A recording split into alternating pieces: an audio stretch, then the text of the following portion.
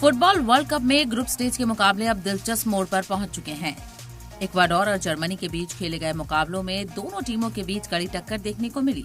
दोनों तरफ से कई हमले हुए, लेकिन गोलकीपरों की शानदार मुजाहिरे की वजह से मैच ड्रॉ पर खत्म हुआ। वहीं कुराकाओ और आइवरी कोस्ट के मुकाबले में कुराकाओ के लिए मैदान पर उतरना ही तारीखी लम्हा रहा, क्योंकि टीम पहली बार वर्ल्ड कप में खेल रही है। कुल मिलाकर फुटबॉल वर्ल्ड कप में नई तारीख और कड़ी टक्कर के साथ ग्रुप स्टेज का सनसनी लगातार बढ़ती जा रही है। ब्यूरो रिपोर्ट, सलाम टीवी। फुटबॉल वर्ल्ड कप 2026 में ग्रुप के मुकाबले में कोलंबिया ने DR कांगो को 1-0 से हरा दिया। ग्वाडालहरा स्टेडियम में मिली इस जीत के साथ ही कोलंबिया ने एक मैच बाकी रहते हुए ही राउंड ऑफ 32 में अपनी जगह बना ली है।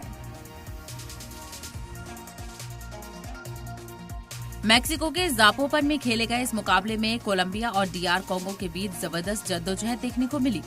कोलंबिया और DR कांगो लगातार मौके बनाती रही, लेकिन मैच का फैसला 76वें मिनट में हुआ। कोलंबिया के डेनियल मुनियोज का शॉट सीधे गोल में जा पहुंचा और टीम को जरूरी बढ़त मिल गई।